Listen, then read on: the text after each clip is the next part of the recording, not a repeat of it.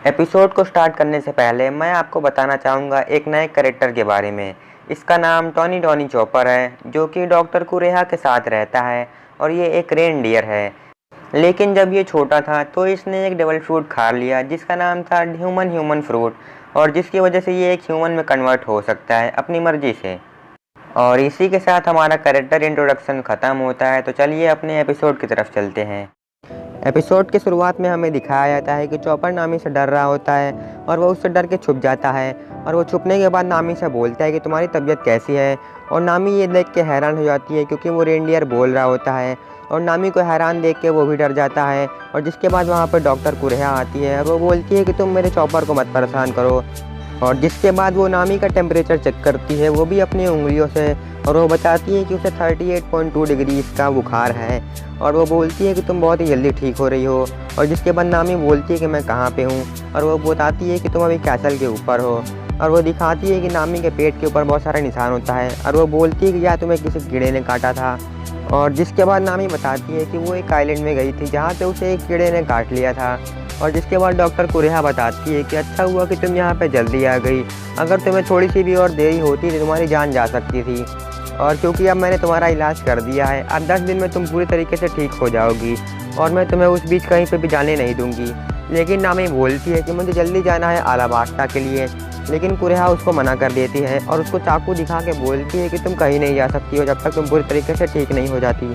और जिसके बाद हमें चॉपर दिखाया जाता है जो कि लूफी और सांजी के साथ होता है, और वो सांजी और लूफी की पट्टियाँ चेंज कर रहा होता है। और जिसके बाद वो याद करता है उस दिन को जब लूफी वहाँ पे आया था, वो भी नामी को लेकर के उस पूरे पहाड़ को चढ़ करके।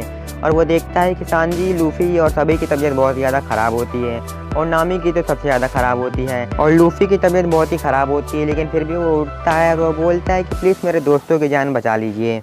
और जिसके बाद हमें दिखाया जाता है करंट टाइम, जहाँ पे चॉपर लूफी के बगल में होता है, और लूफी को होश आता है। और लूफी को होश आने के बाद वो चॉपर को देखता है और वो बोलता है एक मीट, और जिसको देख के चॉपर बहुत ही डर जाता है क्योंकि वो उसको खाने वाला होता है।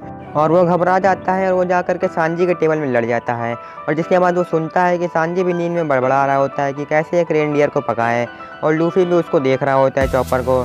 और तभी सांजी उठ जाता है और वो चॉपर के हाथ को पकड़ लेता है, और वो बोलता है कि इसको तो अच्छे से तेल में फ्राई करना होगा, जिससे कि चॉपर बहुत ही ज़्यादा डर जाता है। और जिसके बाद वो देखता है कि लूफी के मुंह से बहुत ज़्यादा पानी निकल रहा होता है, और वो चॉपर बहुत ही ज़्यादा डर जाता है और वो वहाँ से भागने लगता है। और लूफी और सांजी उसका पीछा करने लगते हैं, और लूफी चॉपर को जिंदा ही खाने लगता है। लेकिन सांजी बोलता है कि अभी मत खाओ, इसे पहले पकाना होगा।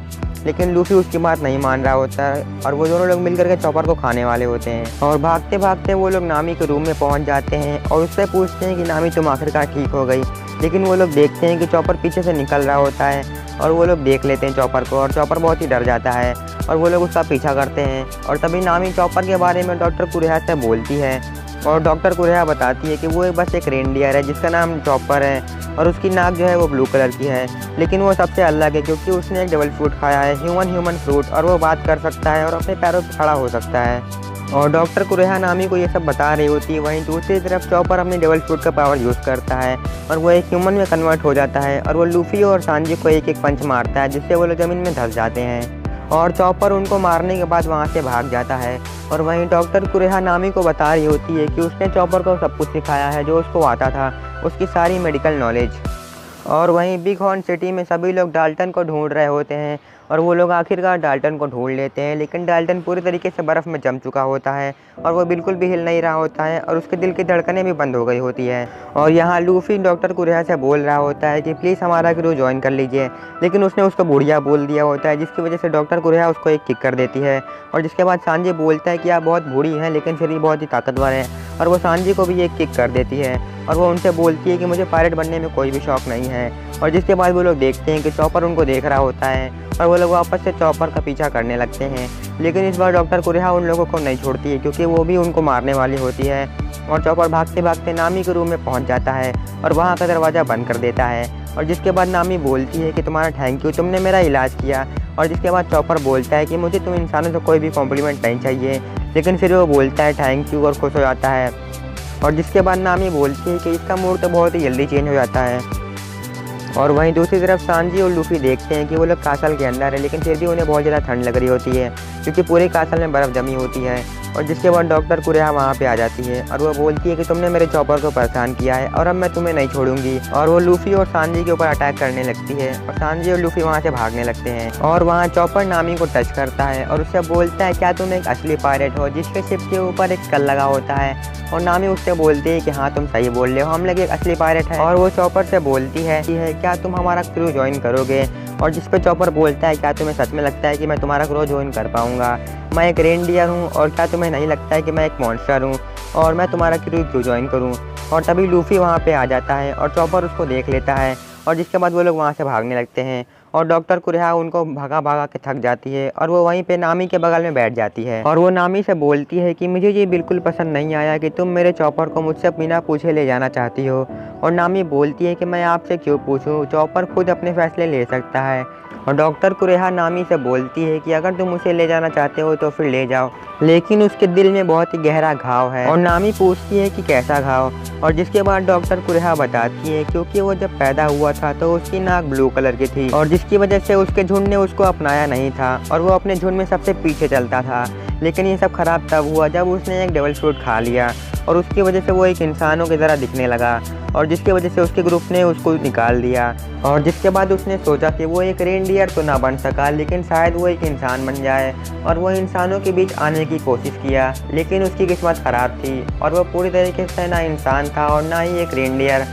और जिसकी वजह से उसे इंसानों ने भी नहीं अपनाया और बल्कि वो तो रेनडियर से भी ज़्यादा बुरे थे, उन्होंने तो उसको जान से मारने की कोशिश की और जिससे कि चॉपर बहुत ही डर गया और वो वहाँ से भाग गया। और जिसके बाद वो जंगल में भागता ही गया और उसे ये भी नहीं पता था कि उसकी गलती क्या है, वो तो सिर्फ दोस्त बनाना चाहता था, लेकिन दुनिया वाले उसे एक मॉन्स्टर बोलने लगे। और जिसके बाद वो जंगल में अकेले ही भटकता रहा।